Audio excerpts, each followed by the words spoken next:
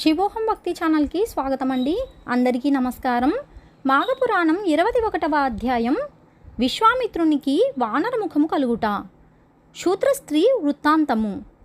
మాఘమాసమందలి నదీ స్నానము మనుజులకే కాక దేవతలకు గంధర్వులకు కూడా పరమ పవిత్రమైనది. ఒక మాఘమాసంలో ఒక గంధర్వుడు తన భార్యతో భూలోకానికి వచ్చి గంగా నదిలో స్నానమాడెను. తన భార్య మాత్రం స్నానమాచరించనని చెప్పుటచే ఆమె దేవత్వము నశించి గంధర్వలోకానికి వెళ్ళలేక ఉండిపోయినది. ఆమెను విడిచిపెట్టి ఆ గంధర్వుడొక్కడే వెళ్ళిపోయారు. ఆమె అడవిలో తిరుగుతూ విశ్వామిత్రుడు ఉన్న చోటుకి వెళ్ళి వయ్యారంగా క్రీగంట చూచెను. ఆమె అందము యవ్వనానికి విశ్వామిత్రుడు తన్మయుడై ఆమెను ప్రేమించుటచే ఇద్దరూ కామక్రీడలతో తేలియాడుచుండగా మరలనా గంధర్వుడు భార్యను వెదుచుకొనుచు వచ్చి చూడగా విశ్వామిత్రుడు గంధర్వ స్త్రీ క్రీడించుచుండిరి.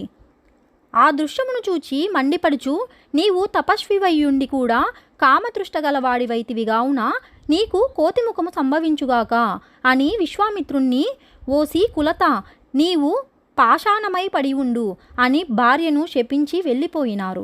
విశ్వామిత్రుడు చేయునది లేక వానరముఖము కలిగి ఉండగా నారదుడు ఈ విషయం తెలుసుకొని విశ్వామిత్రుని కడకు వచ్చి, విశ్వామిత్ర, క్షణభంగురమైన తుచ్చకామ వాంఛకులోని నీ తపశ్శక్తి అంతా వదులుకున్నావు.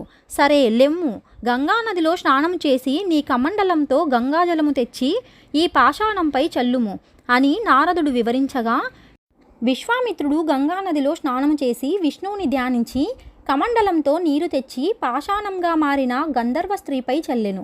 ఆ స్త్రీ నారదునికి నమస్కరించి గంధర్వలోకమునకు వెళ్ళిపోయెను. విశ్వామిత్రుడు తపస్సుకు వెళ్ళిపోయినారు. మాఘపురాణం 21వ అధ్యాయం సంపూర్ణం. మరొక వీడియోలో మాఘపురాణం 22వ అధ్యాయం గురించి తెలుసుకుందామండి. సెలవు మరి, స్వస్తి.